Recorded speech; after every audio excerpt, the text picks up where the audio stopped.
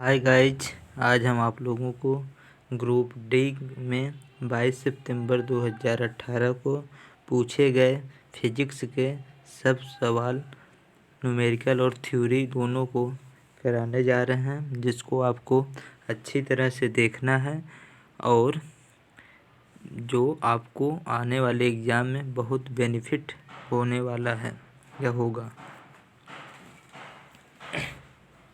जैसे question number पहला, 10 के प्रतिरोधक में 0.5 एम्पियर की धारा बनी रहती है। 1 मिनट में रोकने वाला को फेंकने वाले मात्रा प्रवाह की मात्रा है। ठीक ना।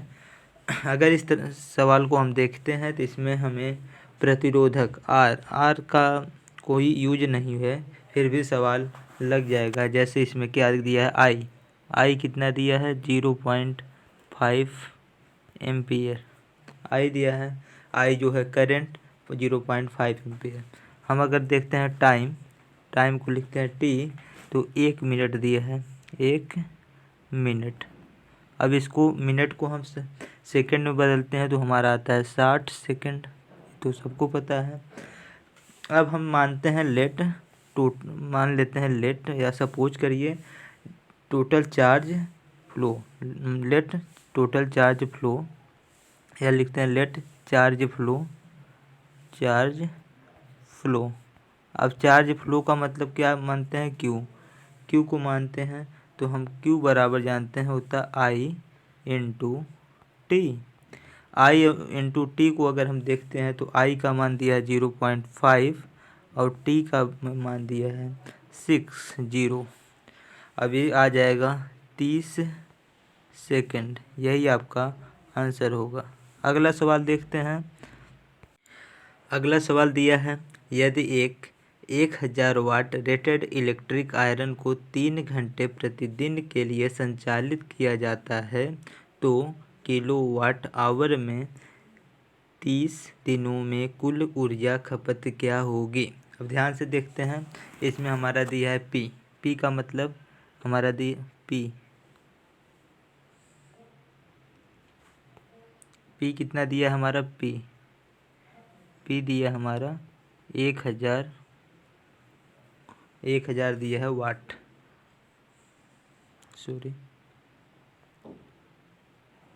1000 दिया है वाट। और टी दिया है, टी का मतलब होता है समय दिया है हमारा 3 घंटा 1 दिन में, तो 30 दिन में हमारा कितना हो जाएगा 90 आवर। इतना समझ में आया। हम जानते हैं P बराबर होता है, हमसे पूछा है ऊर्जा कितनी ऊर्जा खपत होगी। हम जानते हैं P बराबर होता है E बटा टी। अब यहाँ से हम E जब निकालते हैं तो E बराबर हो जाता है P गुणे टी। तो E बराबर हो जाता है P गुणे टी। अब हमें E बराबर, यहाँ से E बराबर लिखेंगे, P दिया हमारा 1000 और टाइम हमें दिया है 90, तो हो जाएगा 90,000 और हो जाएगा वाट आवर। हमसे पूछा है कि वो कितनी ऊर्जा खपत होगी किलोवाट में। हम जानते हैं कि 1000 वाट आवर बराबर 1 किलोवाट, तो 90,000 वाट आवर बराबर 90 किलो आवर। यही हमारा आंसर हो जाएगा। अब हम चलते हैं अगले सवाल पर। अगला सवाल हमसे पूछा है घर्षण बल डॉट कार्य करता है। तो घर्षण बल के बारे में हम जानते हैं, घर्षण बल जैसे अगर कोई बल अगर इस तरह से, मतलब कोई, जैसे हम साइकिल चलाते हैं, सपोज करिए गाड़ी चलाते हैं, तो अगर हम इस तरह से आगे बढ़ रहे हैं तो घर्षण बल हमेशा इसके विरुद्ध काम करेगा, अपोजिट काम करेगा।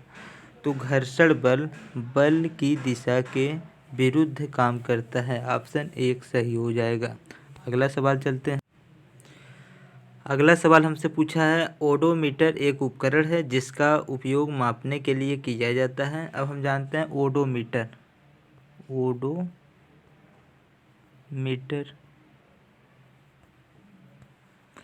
अब ओडोमीटर का उपयोग वाहन द्वारा यात्रा की दूरी को इंगित करता है। हम जानते हैं ओडोमीटर हमेशा वाहन द्वारा यात्रा की दूरी को इंगित करता है। तो यानी ओडोमीटर एक उपकरण है जिसका उपयोग मापने के लिए किया जाता है। क्या मापने के लिए? दूरी। ऑप्शन नंबर 2 सही। अब हम चलते हैं अगले सवाल पर। अगला सवाल हमारा है, जब बंदूक से गोली चलाई जाती है तो बुलेट की गतिज ऊर्जा ... होती है। तो जैसे बुलेट की गतिज ऊर्जा के लिए जब होती है तो ये हमेशा बंदूक से ज़्यादा होती है। इसको आप लोग ध्यान दीजिएगा कि ये हमेशा बंदूक से ज़्यादा होती है। ठीक है, हम अगले सवाल पर चलते हैं। अगला सवाल हमारा है, एक ट्रक एक चट्टान से गिर जाता है और 0.8 सेकेंड में ज़मीन पर पहुंचता है। वह चट्टान ज़मीन से कितनी ऊंची है? जी बराबर दिया है 10 मीटर पर सेकेंड स्क्वायर। अब इस तरह से हम जब सवाल करते हैं तो हमें पता है कि हम न्यूटन के गति के दूसरे नियम पर केयर करें थोड़ा, तो हम जानते हैं यश बराबर ut plus half AT square. ut plus half, और जहाँ ए यहाँ पर हमें ग्रेविटी की बात कर रही है तो GT स्क्वायर कर देंगे। अब हम यहाँ ध्यान से देखते हैं कि यहाँ पर यश है चट्टान की ऊंचाई, u हमारा है प्रारंभिक वेग, और t हमारा है समय। g गुरुत्वाकर्षण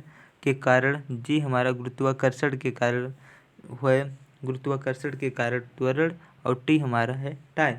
अब हम जानते हैं यश बराबर, जब हम आगे करते हैं सवाल, यश बराबर ये हमारा हो जाएगा 0 क्योंकि प्रारंभिक गति 0 है, हाफ, और यहाँ पर g को कहेंगे 10, और टाइम हमें दिया है 0.8। इसका क्या है? इसका स्क्वायर है। इसको थोड़ा समझ लीजिएगा, 0.8 का स्क्वायर है। अब हम यश बराबर लिखेंगे, यहाँ पर काट देंगे, कितना आ जाएगा 5, और यहाँ पर हम करेंगे 5 गुणे 0.8 का स्क्वायर हम करेंगे तो आ जाएगा 0.60।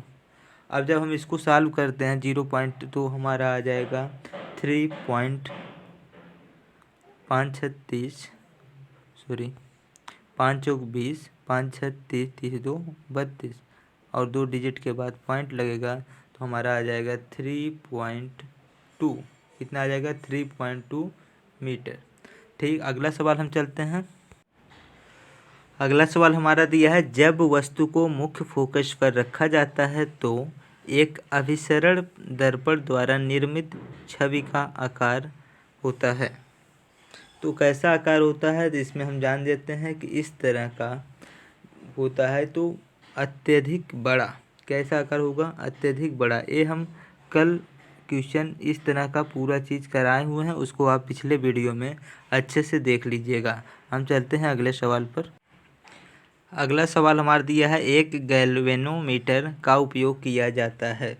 तो हम जानते हैं कि गैल्वेनोमीटर का उपयोग हमेशा करंट की दिशा का पता लगाने के लिए किया जाता है, यानी ऑप्शन नंबर 3 है। ऑप्शन नंबर 3 से करेक्ट है।